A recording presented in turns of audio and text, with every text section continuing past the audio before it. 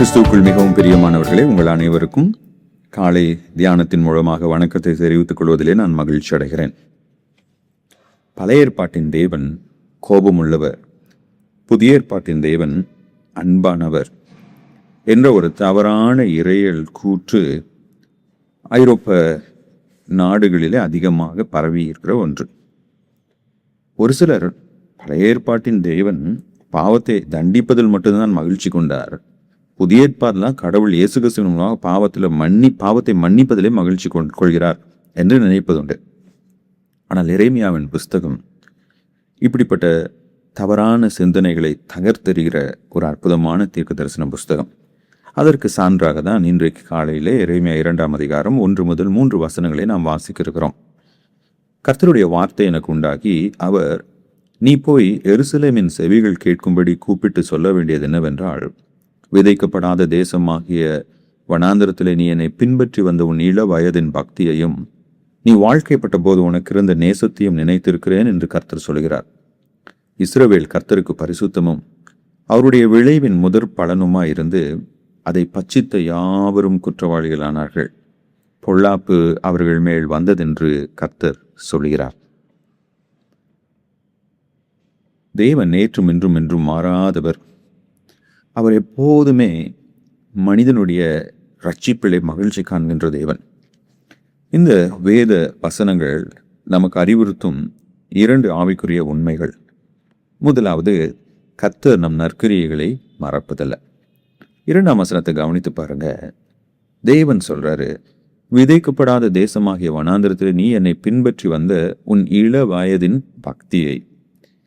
இப்போ இஸ்ரவேல் மக்களுடைய வனாந்திர வாழ்க்கையை நம்ம நினைத்து பார்க்கும்போது, அவங்க அவிசுவாசிகளாக இருந்தாங்க, அவங்க கடவுள் இடத்துல சண்டை போடுறவங்களா இருந்தாங்க, கடவுளை நம்பாமல் இருந்தாங்க, கடவுளுக்கு கீழ்ப்படியில் சிவந்த சமுத்திரத்துக்கு முன்னாடி வந்து நின்று கடவுள்கிட்ட கம்ப்ளைண்ட் பண்ணாங்க. பார்வோனை பார்த்த உடனே கூக்குரலிட்டார்கள். ஐயோ, டெய்லி இந்த மண்ணாவை தான் சாப்பிட்றோமான்னு சொல்லி முறுமுறுத்தாங்க. எங்களுக்கு சாப்பிட்றதுக்கு இறைச்சியே இல்லை, நான் வெஜிடேரியன் ஃபுட்டே இல்லை அப்படின்னு சொல்லி கம்ப்ளைண்ட் பண்ணாங்க. தண்ணீர் இல்லை தண்ணீர் இருந்தால் அந்த தண்ணீர் தித்திப்பா இல்லை. இப்படி நிறைய சம்பவங்கள். இதை நம்ம நினைத்து பார்க்கும்போது இந்த நிகழ்வுகள் எல்லாமே இஸ்ரவேல் மக்களை ஒரு மோசமான கூட்டமாக தான் நம்முடைய கண் முன்பதாக நிறுத்துது. ஆனால் ஆண்டவர் சொல்றாரு, அந்த வனாந்திரத்திலே உன்னுடைய பக்தியை நான் நினைத்து பார்க்கிறேன். இது எதை காண்பிக்கிறது? நம்முடைய தேவன் நம்முடைய பாவங்களை மன்னிக்கிறவர் மட்டுமல்ல, அவைகளை மறந்து விடுகிறவராக இருக்கிறார்.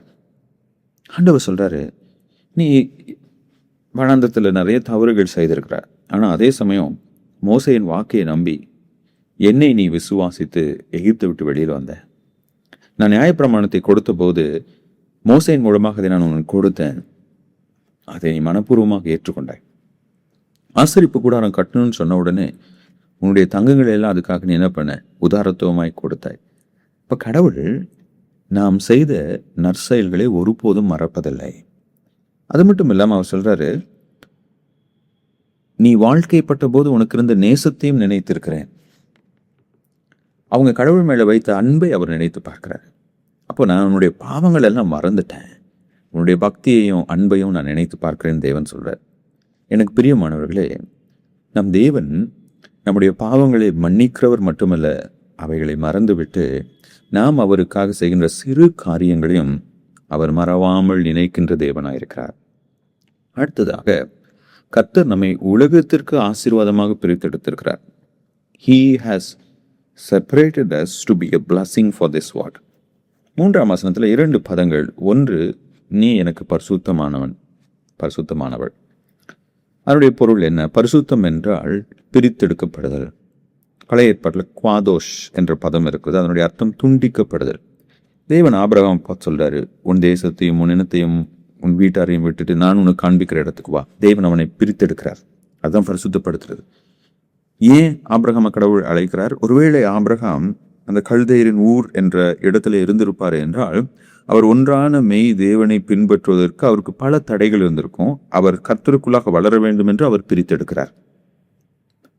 இஸ்ரவேல் மக்கள் யாக்கோபு யோசேப்பினுடைய நாட்களிலே எகிப்துக்கு போன போது அங்கே அவர்களை ஒரு தனி தீவிலே அவர் வைத்திருக்கிறார், கோஷன் என்ற பகுதியில்.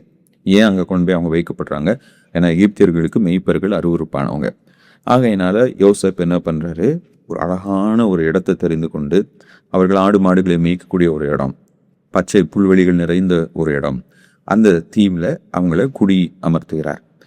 ஏன்? ஒருவேளை அவங்க எகிப்தில் வாழ்ந்திருப்பார்கள் என்றால், எகிப்தியர்களைப் போல எகிப்திய தெய்வங்களை பின்பற்றி, அவர்கள் பாவ வழிமுறைகளை பின்பற்றி, அவர்கள் கடவுளுக்குள்ளாக வளர்ந்து போகாமல் தன்னுடைய ஆவிக்குரிய வாழ்க்கையிலே அவர்கள் மரித்து போயிருக்கலாம், இழந்து போன நிலைக்கு போயிருக்கலாம். தேவன் அவர்களை பிரித்தெடுக்கிறார். இப்போ கானானுக்குள்ளாக அவங்க போகும்போது அவங்க கையில் நியாயப்பிரமாணத்தை கொடுக்குறாரு. எதுக்காக நியாயப்பிரமாணத்தை கொடுக்குறாரு? அந்த நியாயப்பிரமாணமானது கர்த்தர் நம் வாழ்க்கையில நாம் எப்படி வாழ விரும்புகிறார், அவர் விரும்புகிறார் என்பதை நமக்கு வெளிப்படுத்தி, அவங்க அந்த கானானிய மக்களைப் போல அவருடைய தெய்வங்களை வணங்கி அவர்களைப் போல மாறிவிடாதபடிக்கு தேவன் அந்த நியாயப்பிரமாணத்தை அவர்களுக்கு கொடுத்திருந்தார். இதுதான் பரிசுத்தப்படுத்துதல். தேவன் அவருக்காக வாழும்படியாக நம்மை இந்த உலகத்திலிருந்து பிரித்தெடுத்து, மனிதரிடத்திலிருந்து பிரித்தெடுத்து, தன்னுடைய வசனத்தை கொடுத்து நம்மை கட்டுகிறவர். ஏன் இதை செய்கிறாரு? 2வது வார்த்தை, நீ எனக்கு முதல் பலன், த ஃபர்ஸ்ட் ஃப்ரூட். முதல் பலன் என்றால் என்ன? தேவன் ஆபிரகாமை அழைத்த போது அவன்கிட்ட சொல்றாரு, உன் மூலமாக இந்த பூமியில் உள்ள எல்லா சந்ததிகளும், எல்லா மனிதர்களும் ஆசீர்வதிக்கப்படுவார்கள். அப்போ தேவன் ஆபிரகாமை அழைத்தது அவன் மட்டும் நல்லா இருக்கணும்னு இல்லை, அவன் மூலமாக இந்த உலகம் முழுவதும் கடவுள் யார் என்று அறிந்து அந்த உலகம் முழுவதும் கர்த்தரால் ஆசீர்வதிக்கப்பட வேண்டாம். இயேசு கிறிஸ்து தன்னுடைய சீஷர்களை பார்த்து சொன்னார், நீங்கள் போய் சகல தேசத்தாருக்கும் சுவிசேஷத்தை அறிவியுங்கள். அந்த இஸ்ரவேல் மக்களை தேவன் ஒரு மிஷனரியாக தெரிந்து கொண்டார். நியாயப்பிரமாணத்தை கொடுக்குறப்ப அவங்கள பார்த்து சொல்றாரு, நீங்க எனக்காக தெரிந்து கொள்ளப்பட்ட ராஜரீக ஆசாரிய கூட்டமா இருக்கிறீர்கள். எனக்கு பிரியமானவர்களே, தேவனால் மீட்கப்பட்ட நாம் ஒவ்வொருவரும் அவருடைய மிஷனரியாக இருக்கிறோம். நம்மை தேவன் அழைத்ததனுடைய நோக்கம், நம் மூலமாக பிறர் கடவுளை அறிந்து அவருடைய குமாரனாகிய இயேசு கிறிஸ்துவை விசுவாசித்து அவருடைய மீட்பை அவர்கள் பெற்றுக்கொள்ள வேண்டும் என்பதே. அதனாலதான் பேதுரு சொல்றாரு, நீங்க பரிசுத்தமும் பிரித்தெடுக்கப்பட்ட ராஜரீக ஆசாரிய கூட்டமாக இருக்கிறீர்கள் என்று நம்மை பார்த்து சொல்றாரு. Every church and every believer is a missionary to this world. அப்போ கர்த்தர் நம்மை பிரித்தெடுக்கிறவராய், நம்மை இந்த உலகத்திற்கு ஆசீர்வாதம் உள்ளவர்களாய் மாற்றுகிறார். எனவே எனக்கு பிரியமானவர்களே, நம் பாவங்களை மன்னித்து மறந்து நாம் செய்கின்ற நற்காரியங்களை எப்போதும் தன் நினைவில் வைத்து நம்மை ஆசீர்வதிக்கிற கர்த்தர் நமக்கு உண்டு. அந்த கர்த்தர் அவரை குறித்து இந்த உலகத்திற்கு அறிவிக்கும் கிருபையின் பாத்திரங்களாக நாம் ஒவ்வொருவரும் வாழ வேண்டும் என்று விரும்புகிறார். எவ்வளோ அன்புள்ள தேவன் அவர். அந்த அன்பான தேவனுக்கு நற்சாட்சியாய், ஒரு மிஷனரியாய், அவரை பிறருக்கு அறிவிக்கிறவளாய் நாம் வாழ கர்த்தர் நமக்கு பலன் கொடுப்பாராக. ஆமேன்.